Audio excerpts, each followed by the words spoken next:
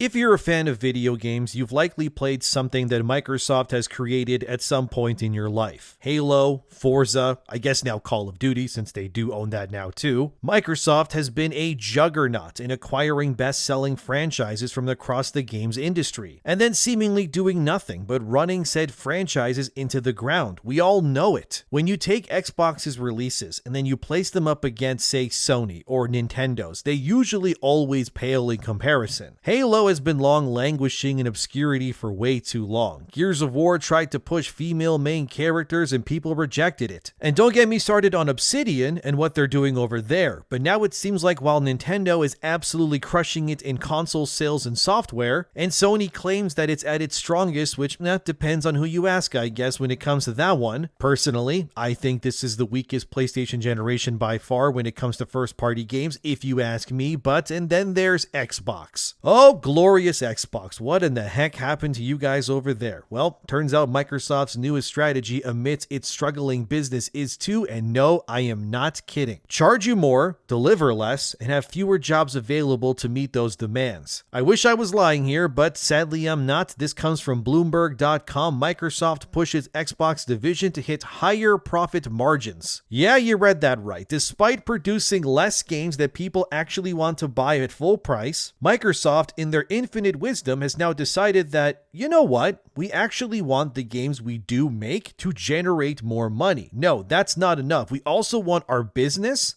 as a whole to have higher profit margins than both PlayStation and Nintendo, and we're not kidding. Oh boy, okay, let's get into that one, because good lord fellas, does this look bad for Xbox. As Bloomberg states here, the average profit margin in the video games industry in recent years has ranged between 17 and 22%, according to estimates from S&P Global Market Intelligence, while coming in between 10 and 20% over the past 6 years at Xbox. Court documents from 2023 revealed that Microsoft's gaming business had a 12% profit margin for the first 9 months of the company's 2022 fiscal year. In case you don't understand what profit margins are and what that all means, basically your profit margin is how much you actually make when you compare it to how much everything costed you to make the thing that you're selling. So if you make more than you spend, you got a great profit margin, okay? Simple enough, right? So let's look at an actual healthy business so you can see the comparison. And if you also want more non-access media slop content, consider liking the video, subscribing, or becoming a channel member for $3 a month. It helps the channel a lot. Thank you, but Nintendo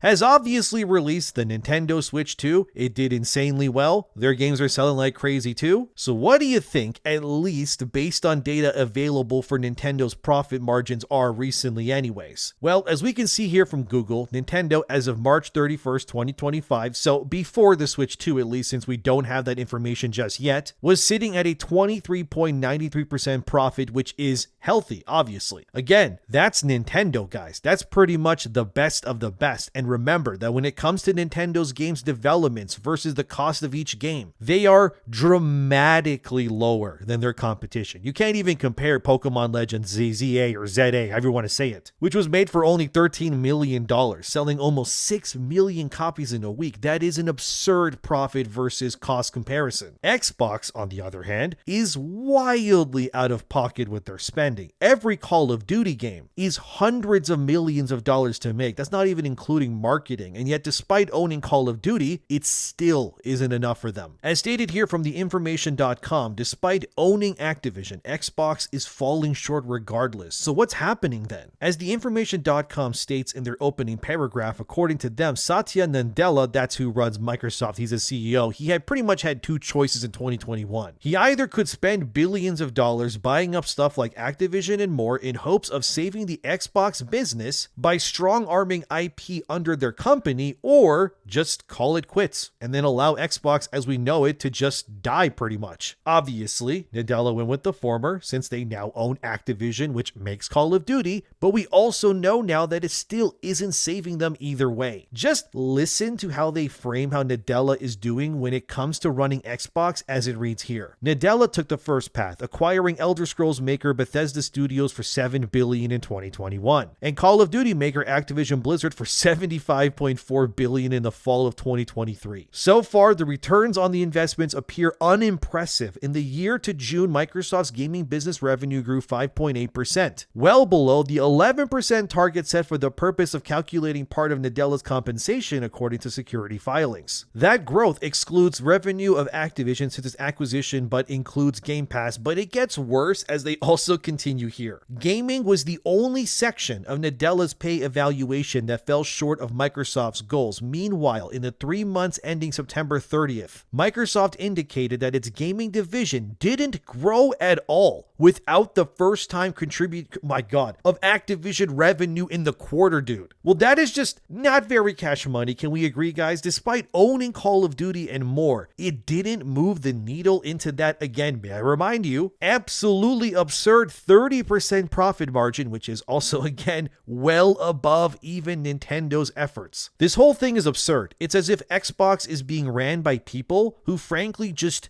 don't know what they're doing. Well, actually, that's kind of exactly what's going on, really. Even their own portfolio firms like Macquarie Science, which holds $400 million in assets for Microsoft, publicly stated in that information.com article as seen here, I just think the majority of the game market doesn't really want a Game Pass. Yikes, dude. Imagine your own people just flat out saying, yeah, the thing we're known for, it's kind of just not good and nobody really wants it. They even state further, God, this is embarrassing, but look at this, that despite Microsoft having their own servers called Azure, that Activision continues to use outside company servers for their games and their development regardless, even though it's open and available to them. So dear Xbox, I gotta ask, what are we doing? Seriously, what is going on in those boardroom meetings over there? How is these things being operated so poorly, so consistently? Like, look at these two paragraphs. Xbox has grown about 36% between 2021 to 2025.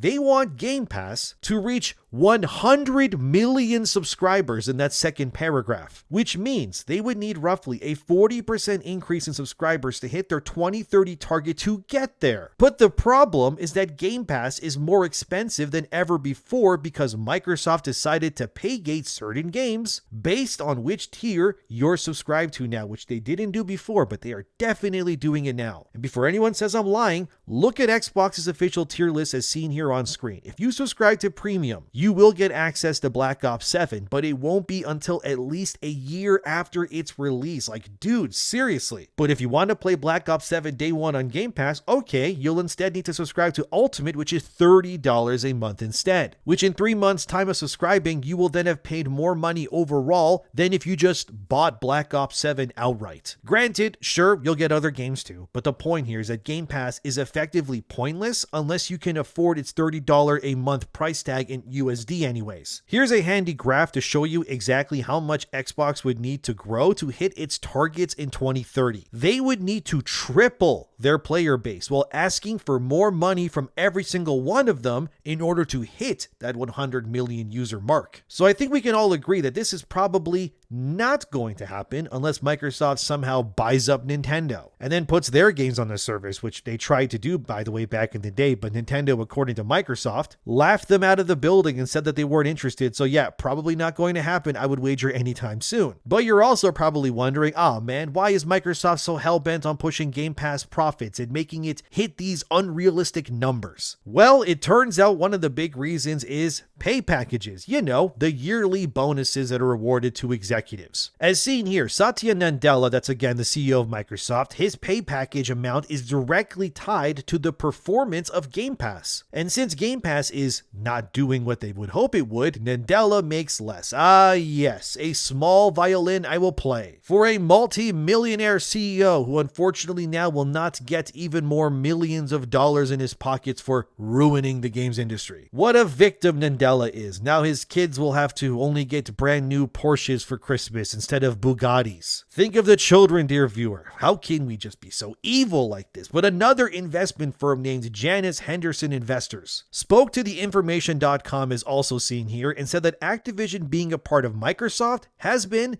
disappointing. But not only that, as you can see at the end of that paragraph, but that Game Pass's entire existence and profitability hinges solely on Call of Duty's success. Oh, Think of the executive guys. Now they're going to be only able to afford one more vacation home with their bonuses. But if we all just band together, they can afford 2 homes and maybe a boat too. Think of their children, viewers. Well, in actuality, if your entire business hinges on one single franchise doing well amidst a myriad of other games that you own and exist, yep, probably not a good business strategy, all things considered. Like, seriously, imagine right now if they didn't own Activision and Call of Duty was obviously not on Game Pass. If you ask me, if that were the case right now, Game Pass, it would be dead already. Xbox would also probably just be closing up shop too. And Nadella would then have to buy his family normal steaks for dinner instead of the Wagyu variety. Truly depressing to think about. But the point is that yes, Xbox as we know it is dying, and from what you're seeing, it's not going well because the entire operation is essentially being held together by strings and like a single nail in the ground that is keeping the damn thing anchored to the earth. Circling back to that Bloomberg article in the beginning, well, okay, if those investment firms tied with Microsoft are also kicking it while it's down, surely someone will run defense for them, right? So Bloomberg asked Neil Barber. He's an analyst with another group called S&P Global that I mentioned earlier, but here's what he said. A 30% or better margin is usually reserved for a publisher that is really nailing it.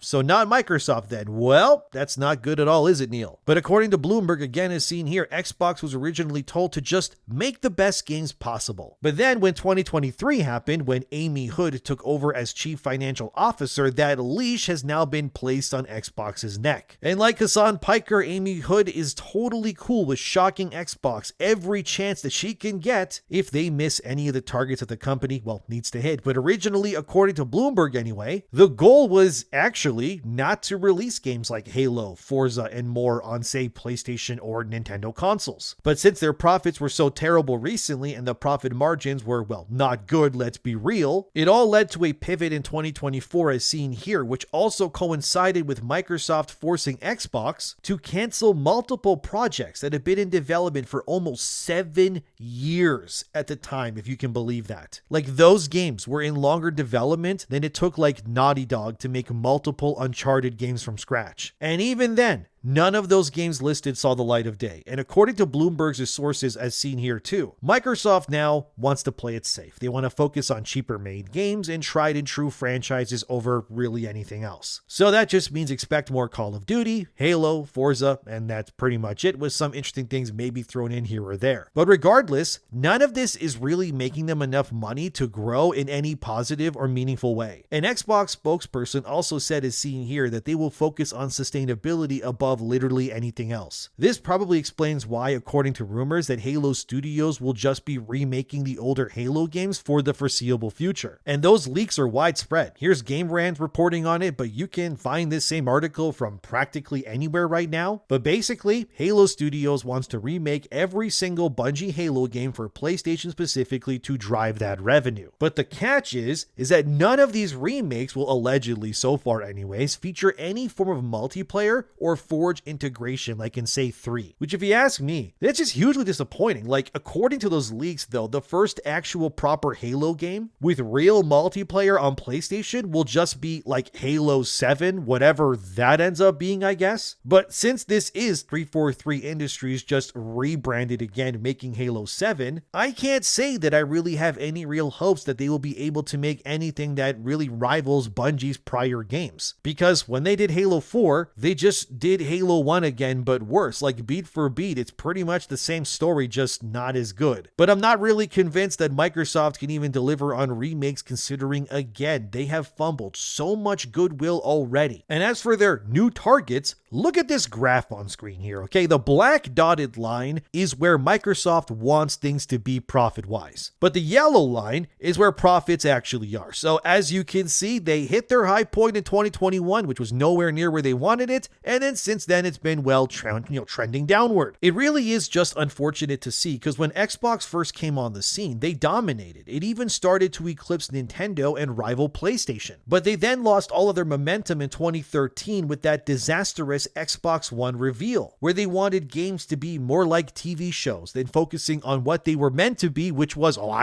video games. And now Microsoft doesn't report on console sales, but if you look up any reports comparing them to, say, Sony, some will say that it's like a 2-to-1 sale comparison for the PS5 versus the Series X and S. Although, if you go and ask Google's AI right now to comb the internet for exact comparisons for you today, Google says, as you can see here, that PS5 is actually outselling Xbox Series X in either 3-to-1 or sometimes 5-to-1, which is like embarrassing, really. This is why, like this video began with, Microsoft wants Xbox to reach a higher profit margin of 30%, which is, need I remind you, higher than both currently PlayStation and Nintendo right now, which are doing, let's be honest, infinitely better. The hope here is to cast as wide of a net as possible over as many ecosystems as they can in order to gather as much money in the long term. I mean, it could work. I mean, Xbox was said to be the top publisher selling games on PlayStation this year alone. So it's not all doom and gloom, but it's definitely doing the worst of the big three. But it is wild to see Bloomberg admit, as it reads here, that Microsoft fumbled Halo and it went so poorly that they had to reboot the studio and lay off people in hopes of rejuvenating it all. But Bloomberg goes for the jugular, with them criticizing Xbox for spending billions to buy up companies, as they say here. The shopping spree has led to increased scrutiny on Xbox from Microsoft executives, according to the people familiar with the business, at a time when the tech company has been prioritizing investment in generative AI and may be less interested in supporting a massive gaming division failing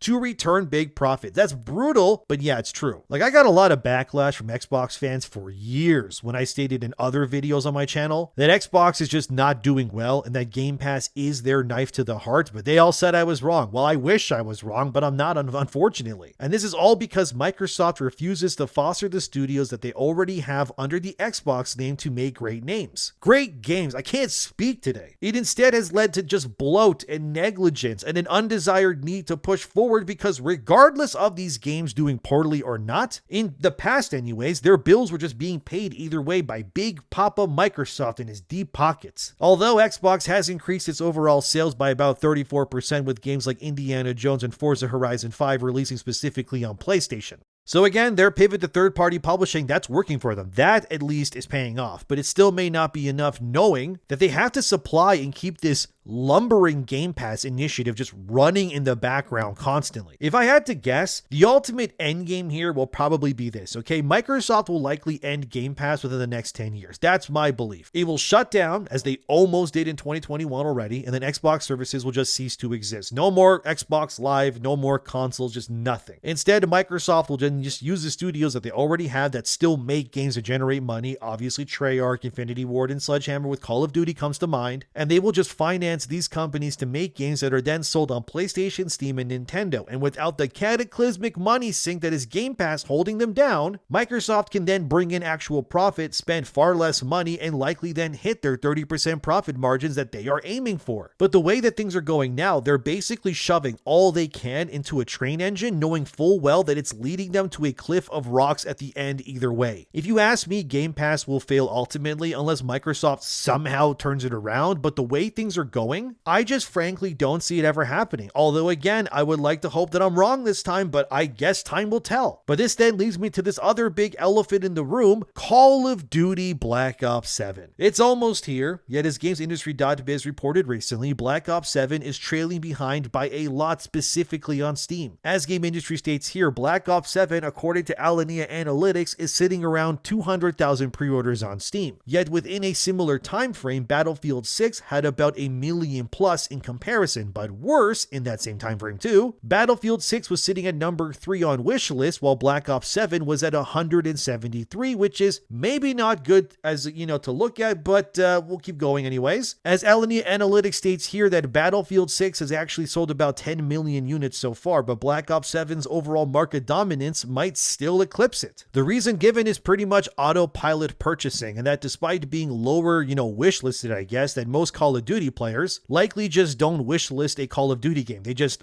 buy it when it releases instead. If you ask me which game will come out on top in the end, I know many will say, oh, Battlefield for sure, but we're kind of already seeing that community turn on that game somewhat already. And I have a feeling that Black Ops 7 will pull a lot of players away because ultimately Battlefield is, well, not Call of Duty, of course. It doesn't have the things that those players are used to, kill streaks, zombies, and whatever else they have. And frankly, those modes are so popular amongst casual fans that if I had to guess who's the real big winner this year, it'll probably still be Black Ops 7. Does it mean that it's a better game? Probably not, no. But let's be real. Since when did quality ever mean anything to Call of Duty games selling really well? I'm sure Microsoft is going to be happy about this either way, though. Because again, their entire Game Pass structure basically hinges on this one game doing well enough to carry them for the rest of the year. Which is also, again, absurd, but hey, I don't know. I'm not running Xbox. What do you want me to do? This is Microsoft's ace in the hole, I guess. But as you can see from what's being provided, Xbox is dying. That cannot be overstated. And if it weren't for Call of Duty, they would likely be dead already. And when you factor in an insane 30% profit margin mission, which is frankly impossible to hit right now, with executives angry that the business isn't doing as well, and literal investors publicly just stating that, yeah, it's not going great, it's kind of not a good time to be an Xbox user. Sure, Black Ops 7, arguably their biggest release, is coming out soon. But how long can Xbox survive the onslaught of layoffs, financial burdens, and crippling reality of what's to come when their entire business right now is hinging on whether one single Call of Duty game every single year does well enough for the entire business? Will it be enough to keep the lights on, or is it time to just nuke the entire operation and reset their priorities? I guess we will find out. But thanks for watching, subscribe, I'll see you guys soon, and yep, Xbox is dying, and I think I just proved it.